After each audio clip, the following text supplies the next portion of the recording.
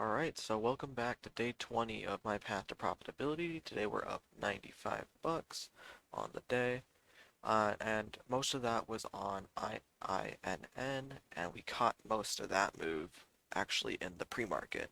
So most of today's trading during market hours was actually pretty choppy.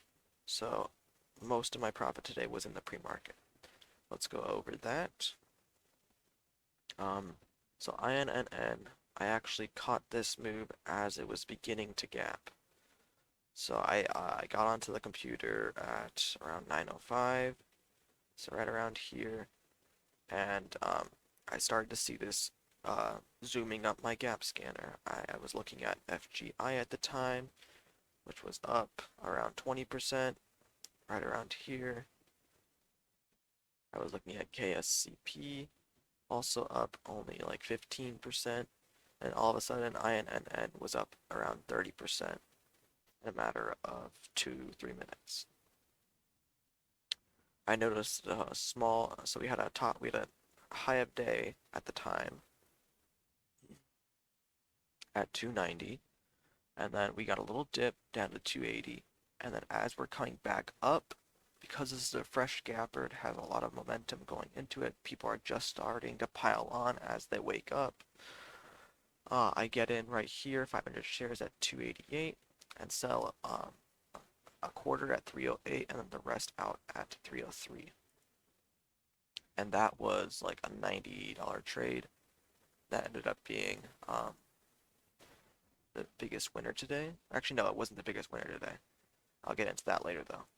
So I made around 90, 85 bucks on that, and that put me up a considerable amount on the day before going into market hours. I then took another trade right here as a dip, made about 7 bucks, and that put us up around 90, 93 on the day. So from there, um, we kind of sell off during the opening minutes, and I turned my attention towards FGI. Now this one was a roller coaster. You can see I'm only down 7 bucks on it, but that is quite lucky, honestly. I got in here at 540 with 600 shares for the break of high of day at the time. And then also looking to break through VWAP, which was at 544-ish at the time. And so I was looking for a quick scalp with 600 shares from 540 up to 550 and maybe a break of 550 up to 575. What ends up happening is, as you can see, I actually bottom ticked this candle at 502, fearing that the break of 5 would lead into a down halt at 580 or 480. So we take a $230 loss on FGI straight out of the gates. Because we were already up almost 100 on INNN, we were still within our max loss, just right, really close to our max loss. From there, we get a little curl up, and it looks like we have a flat top breakout at 540. Again, for the retest of 540, this time a little bit earlier at 535. We break VWAP and we start ripping. Not taking any profit here because I see the halt level is at 575. Here we go, I take a quarter off at 577 just to book some profit. Same thing, I took another 100 shares at 565 and 150 more at 574. At this point, the halt level is now at 590, and going into the halt, it ends up halting at 593, and I still have 206 shares, I believe. Let's see. I think I still have 206 shares, if I'm not mistaken. Yeah. So going into the halt, I have 208 shares. 208 shares, that's what it was. And it ends up resuming down here at 580. I had a stop order out at 590. It gets filled at 578. And then I didn't get all the way filled. I still had 56 shares left. So I end up selling those on the um, rip at 5.99. So that ends up that total this trade from down here at 5.35 all the way to 6 ends up giving me 223. So that made me, because of the negative 231 here and the positive 223 here, ends up being down 7 on the day on that stock. So I'm grateful for the fact that we were able to break VWAP there. And that pretty much reset my day, and I ended up being up like 60 bucks after FGGI and then INNN. From there, I trade TKLF for a little bit. Right here, you can see I'm really just getting chopped out though. Take a small win, 12 bucks, another small win right here. Then take another small win here. Dip here, sell break even there.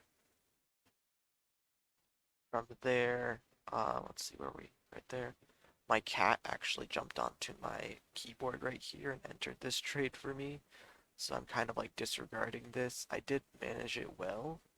Got out half of it at break even and the rest for profit. But I just thought that was it was kind of scary because I didn't know how many shares I had in my order window at the time. Like it was at but it ended up being only being 250 shares.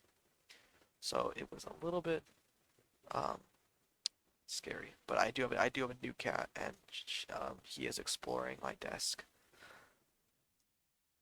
So from there I got a little accidental $4 win. Then here I take a, let's see, this was, I took off half profit and then I sold the rest for a loss. You might be wondering why I didn't take the 125 shares out there for like a $10 win. Honestly, I was thinking that after we broke through 387 that we would get a rip up to 407 at the halt level, just because we had our other stocks halting today. So honestly, I just thought I would hold it for the halt, and then it ended up false halting, coming back down. From there, I take a couple more, just break even, scratch trades, and then KSCP was very whippy today, all the way ranging from $18 all the way to 25. There was multiple halts on this one. I was not part of any of that.